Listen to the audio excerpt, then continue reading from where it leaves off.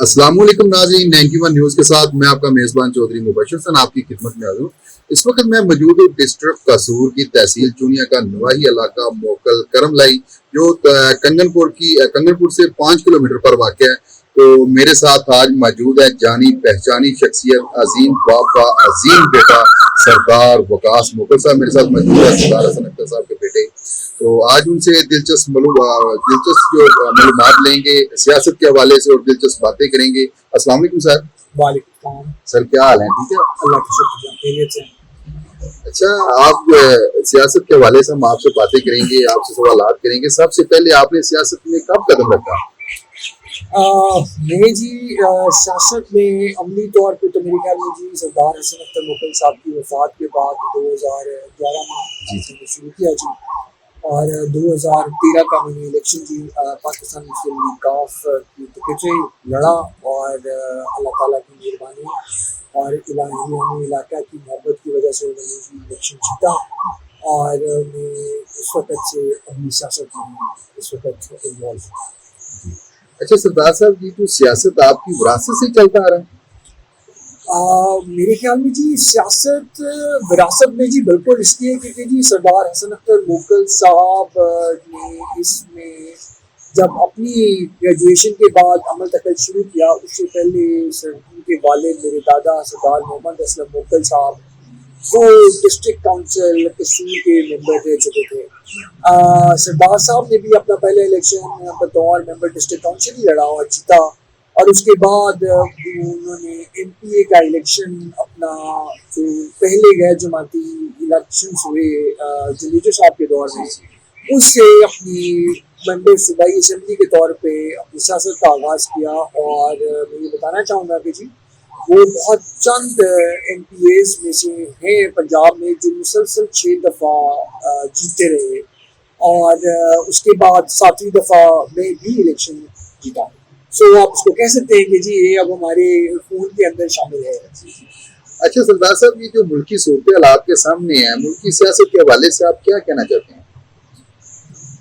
मैं ये कहना चाहूँगा कि जी देखिए सियासत के उतार चढ़ाव आते रहते हैं। और मैं ये समझता हूँ कि जी हम अगर बतौर मुल्क अपने आप को देखें तो हमारी 75 साल ज़िंदगी है मुल्क की।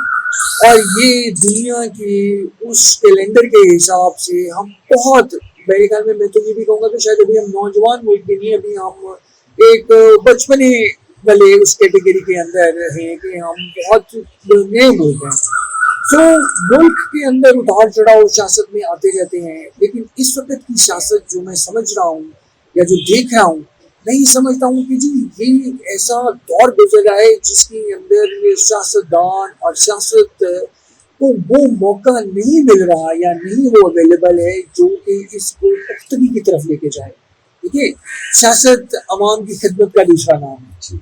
और अगर सियासतदान को अवाम की खिदमत, उनके दुख दर्द, उनकी तकालीफ के सद्देबाब के लिए अगर फ्री हैं या उस तरह से उनको नहीं स्पेस दी जाएगी तो ना सिर्फ अवाम सियासतदान बल्कि मुल्क भी सफर करेगा। अच्छा सरदार साहब, इस बार इलेक्शन किस पार्टी के साथ लड़ रहे हैं?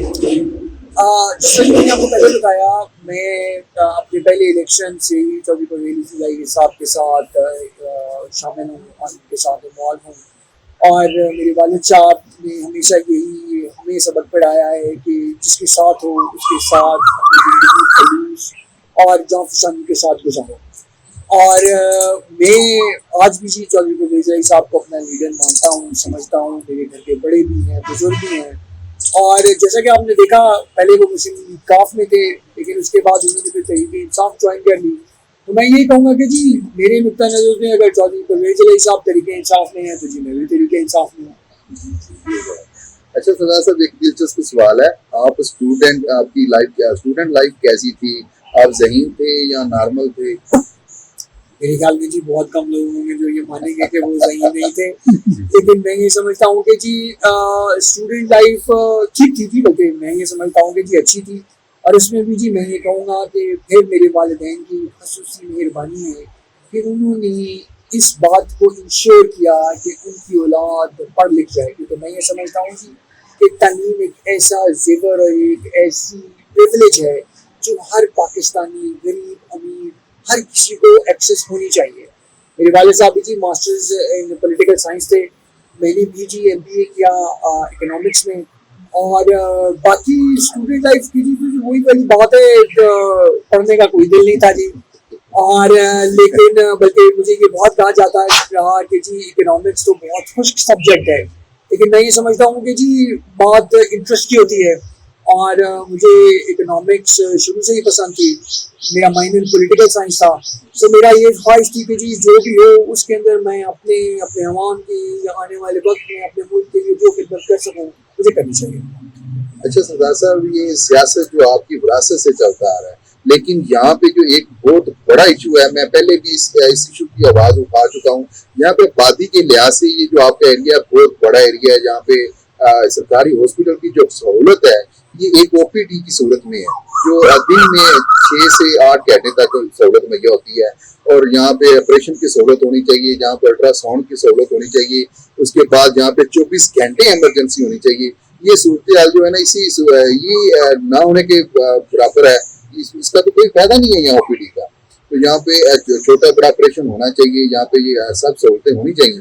یہاں پہ جو اتنی بڑی آبادی ہے ان کو دور دراز یعنی کہ اپنا چونیا میں جانا پڑتا ہے, قصور میں جانا پڑتا ہے, کنگن پور میں بھی ایسی سہولیات موجود نہیں. اس کے بارے میں آپ کیا کہنا چاہتے ہیں عوام کو؟ میں یہ کہوں گا کہ جی ہم بطور گاؤں موکل بہت خوش قسمت ہیں کہ ہمارے پاس یہاں پہ بیسک ہیلتھ یونٹ اویلیبل ہے. بہت سارے ایسے گاؤں ہیں جی کہ جہاں پہ بیسک ہیلتھ یونٹ کی اویلیبلٹی بھی نہیں ہے. جی بالکل. اور یہ آپ کی بات جی بالکل ٹھیک ہے.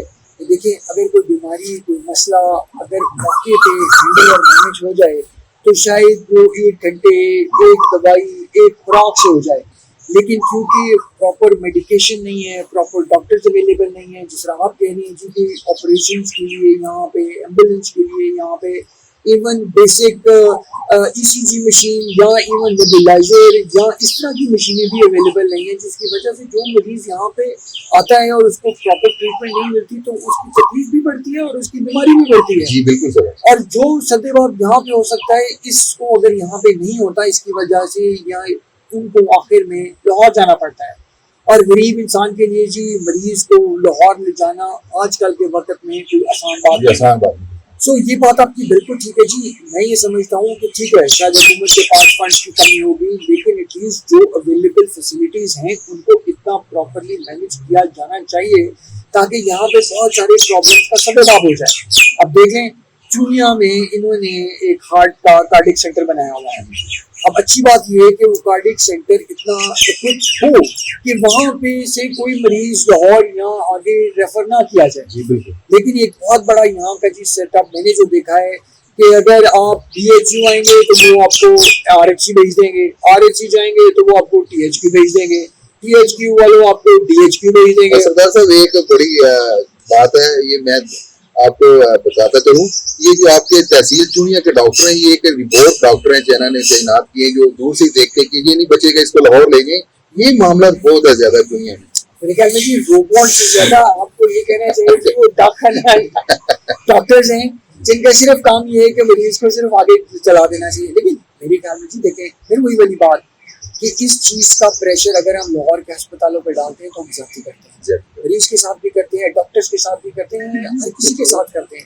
اور یہ آپ کی بات بالکل ٹھیک ہے کہ اس چیز کا سدباب ہونا چاہیے کہ پرابلمس کو اس جگہ پہ اگر کیٹر کر لیا جائے تو سب کے لیے بہتر ہے. اور یہ میکینزم ہونا چاہیے. اگر آپ نے سینٹر بنا لیا, اگر آپ نے وہاں پہ ڈاکٹرز کی تنخواہیں بنا دی, ایمبولینسز دے دی, سو اس کے اندر علاج کے لیے بھی ان کو دیا جائے کہ وہ ایٹ لیسٹ آنے والے مریض کو فیسیلیٹیٹ تو کر سکیں. اور میں آپ کو بتاؤں دیکھیں یہ بات میں سمجھتا ہوں کہ ہمارا ڈسٹرکٹ قصور بہت پیچھے ہے. بہت سارے اور ضلعوں کے اندر جی ایون تحصیل لیول کے اوپر بہت بڑے بڑے ہاسپٹلس ہیں, بہت بڑے بڑے سینٹرز ہیں جہاں پہ اچھا علاج ہوتا ہے. لیکن یہ بدقسمتی ہے ہمارے ضلع کی کہ یہاں پہ THQs یا DHQs پہ بھی شاید اتنی فوکس ہے, اتنی انویسٹمنٹ نہیں ہے, جس کی وجہ سے شاید ہم لاہور کے بہت پاس ہیں, اس لیے ہم نے لاہور کو ہی اپنا ہیڈ آفس بنا لیا ہے. جی آخر میں آپ ناظرین کو کیا پیغام دیتے ہیں؟ جی بالکل سردار صاحب, آپ اپنے علاقے کی سیاست کو کس نظر سے دیکھتے ہیں؟ سر میں یہ سمجھتا ہوں کہ جی ہمارے علاقے کی سیاست बाकी पाकिस्तान की सियासत से जुड़ी हुई है।